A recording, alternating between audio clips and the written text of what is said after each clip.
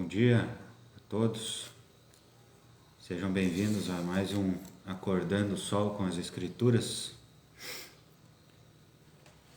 Eu sou o Bispo Fábio, da ala Santo Ângelo, da Igreja de Jesus Cristo dos Santos dos Últimos Dias. Hoje eu vou compartilhar a leitura de Alma, capítulo 16. E depois da leitura eu vou fazer algumas breves ponderações sobre alguns pontos desse capítulo. Antes de continuar, eu gostaria de me certificar que vocês já fizeram a oração para iniciar o dia. Quem não fez pode dar uma pausa no vídeo e fazê-la. Quem já fez, continue normalmente, assim como nós. Minha garganta está um pouquinho ruim aí, se falhar minha voz, me perdoe.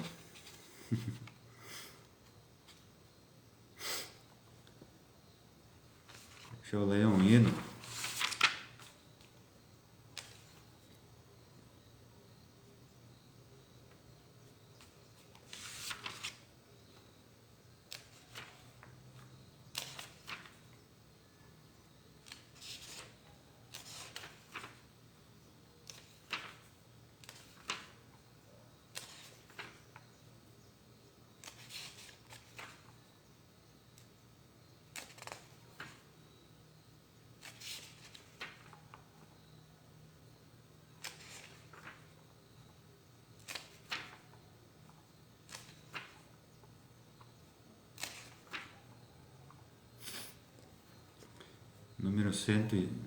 Quero ler um hino, número 177.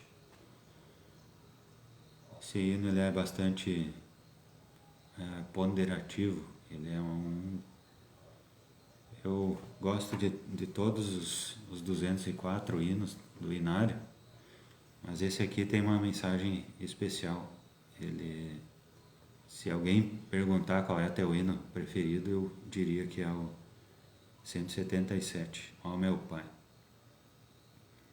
Ele diz o seguinte, ó meu Pai, tu que habitas na real celeste mansão, quando verei a tua face em tua santa habitação, tua morada sempre fora de minha alma docilar, e na minha alegre infância pude a teu lado habitar. Tu ao mundo me mandaste por teu glorioso poder, e esqueci-me das lembranças de meu pretérito viver. Às vezes ouço em segredo, um estranho és aqui. Bem sei que sou um peregrino de outra esfera em que vivi. Pelo Espírito Celeste, chamar-te Pai eu aprendi, e a doce luz do Evangelho deu-me vida, paz em ti. Há somente um Pai Celeste? Não, pois temos Mãe também. Essa verdade tão sublime nós recebemos do além. Quando deixar a humana vida, este frágil corpo mortal, Pai e Mãe verei contente na mansão celestial. E terminada a tarefa que me mandaste executar, dá-me santo assentimento para teu lado sempre estar. Ele é um hino, não sei, aqui na nossa aula ele é pouco cantado nas reuniões, mas ele tem uma mensagem muito profunda, né? Ele nos faz lembrar da alegre infância, ele nos faz lembrar das escrituras que nos dizem que nós tivemos uma pré-existência, né? A nossa existência não começou no nosso nascimento e não vai terminar com o nosso falecimento, né? E esse hino ele fala, né, que nós temos um pai e uma mãe celestes também, né? Assim como as escrituras nos ensinam, tá? Então eu quero ler o capítulo, vamos para a leitura então, capítulo 16 de Alma, e depois então breves ponderações sobre esse capítulo. E aconteceu que no 11º ano em que os juízes governaram o povo de Nefe, No 5º dia do 2º mês, tendo havido muita paz na terra de Zarém, não tendo havido guerras nem contendas durante um certo número de anos, até o 5º dia do 2º mês do 11º ano, um clamor de guerra foi ouvido por toda a terra.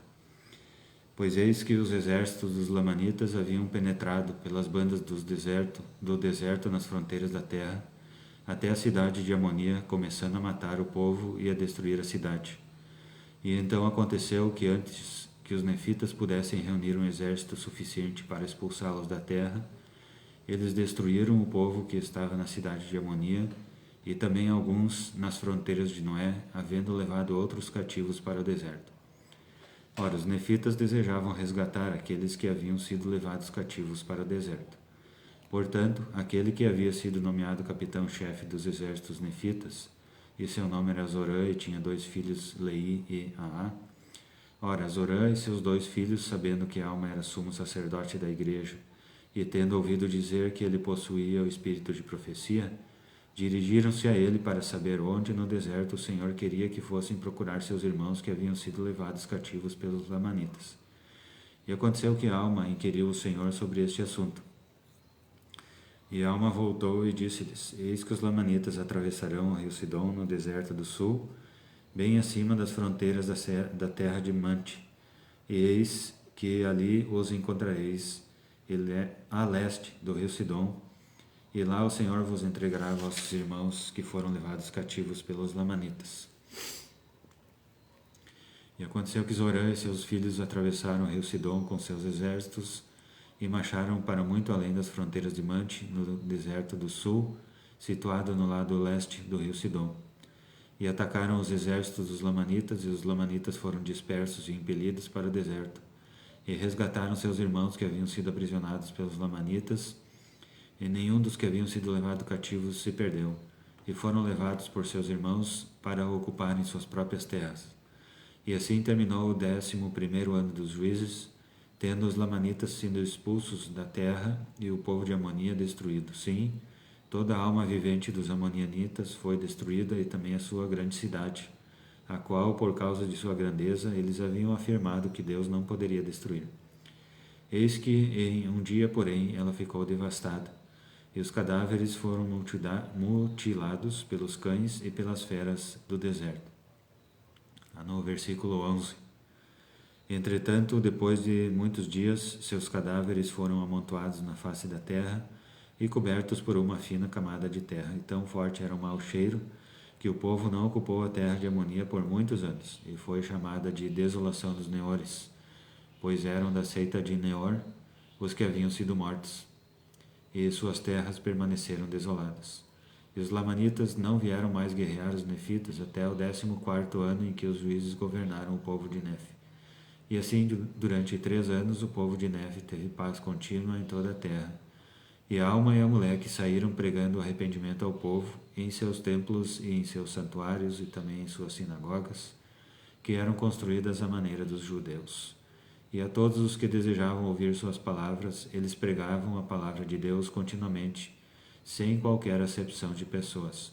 E assim saíram Alma e Amuleque, como também muitos outros que haviam sido escolhidos para o trabalho, a pregar a palavra por toda a terra. E o estabelecimento da igreja foi geral por toda a parte, em toda a região circunvizinha, entre todo o povo nefita. E não havia desigualdade entre eles. O Senhor derramou o seu Espírito sobre toda a face da terra, a fim de preparar a mente dos filhos dos homens, ou seja, preparar-lhes o coração para receberem a palavra que lhes seria ensinada na ocasião de sua vinda, para que não fossem obstinados contra a palavra, nem fossem descrentes e caminhassem para a destruição, mas para que recebessem a palavra com alegria, e como um ramo fossem enxertados na verdadeira videira, para poderem entrar no descanso do Senhor seu Deus. No versículo 18. Ora, esses sacerdotes que saíram entre o povo pregavam contra toda mentira e embustes e invejas e contendas e malícias e vitupérios e roubos, furtos, pilhagens, assassínios, adultérios e toda espécie de lascívia, proclamando que tais coisas não deveriam existir, falando-lhes das coisas que logo deveriam acontecer. sim, anunciando-lhes a vinda do Filho de Deus, seus sofrimentos e morte, e também a ressurreição dos mortos. E muitos perguntavam sobre o lugar em que deveria aparecer o Filho de Deus, e foi-lhes ensinado que ele lhes apareceria depois de sua ressurreição, e isso o povo ouvia com grande satisfação e contentamento. E então, depois de a igreja haver sido organizada em toda a terra, tendo obtido vitória sobre o diabo, tendo a palavra de Deus sido pregada em sua pureza em toda a terra, e tendo o Senhor derramado suas bênçãos sobre o povo, assim terminou o 14º ano em que os juízes governaram o povo de Neve. Tá? E assim terminou o capítulo 16 de Alma. Então vamos ver alguns dos vários pontos importantes que tem nesse capítulo 16. Bom, então começa com uma confusão, né? Começa com uma aflição. Então os exércitos dos Lamanitas invadiram as terras dos Nefitas pelas fronteiras. E eles tomaram a cidade de Amonia e destruíram a cidade de Amonia.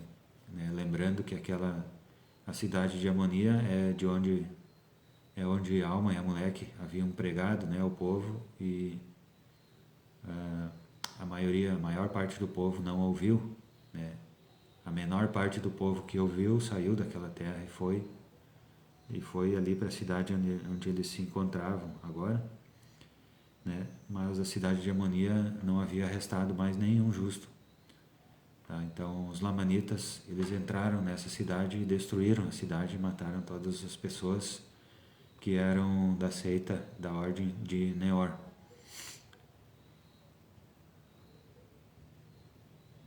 No versículo 3 confirma isso. Ele diz o seguinte: eles destruíram o povo que estava na cidade de Amonia e também alguns nas fronteiras de Noé, havendo levado outros cativos para o deserto. Então eles precisavam, os nefitas, então eles queriam resgatar esses que foram levados cativos, né, pelos lamanitas. E o que eles fizeram? Então eles consultaram, eles organizaram então um exército, né? A princípio eles estavam desorganizados, mas daí eles organizaram logo um exército que era comandado por Zorã e seus 2 filhos, tá? E o que eles fizeram? Eles se dirigiram a Alma, que era profeta, e eles sabiam que era profeta, e perguntaram aonde que eles deveriam ir para localizar esses seus irmãos que haviam sido levados cativos pelos lamanitas e resgatá-los, tá? E no 5 diz o seguinte: dirigiram-se a ele para saber onde no deserto o Senhor queria que fossem procurar seus irmãos que haviam sido levados cativos pelos lamanitas. Tá? Então Alma, que era o profeta, ele foi então e inquiriu ao Senhor sobre o assunto. Ele perguntou ao Senhor sobre onde os nefitas deveriam ir para localizar esses seus irmãos que haviam sido levados cativos. Então Alma disse que eles deveriam ir do lado leste do rio Sidom, que lá eles encontrariam os lamanitas. Então eles foram para lá, atravessaram o rio Sidom, foram para leste e encontraram e travaram uma batalha contra os lamanitas e resgataram os cativos. No 8 diz o seguinte: e nenhum dos que haviam sido levados cativos se perdeu. Tá? Então eles seguiram a orientação do profeta, que era Alma, e eles tiveram sucesso, né? Eles conseguiram fazer aquilo que queriam, que era resgatar seus irmãos cativos.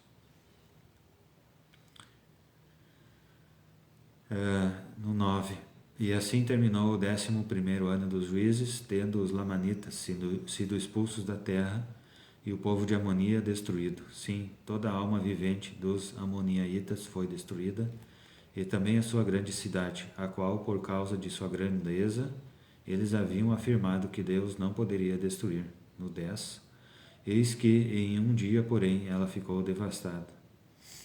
Tá? Então a cidade de Amonia, né? Os seus habitantes eram chamados amoniaitas, eles eram da ordem de Neor. E eles haviam dito que essa cidade não podia ser destruída, por causa que era muito grande, né? Então eles confiavam no próprio braço da carne, né? E era um povo iníquo. E os lamanitas invadiram essa cidade e destruíram, né, em um dia, como diz aqui no versículo 10. Né? Precisou um dia só para eles serem destruídos. Né?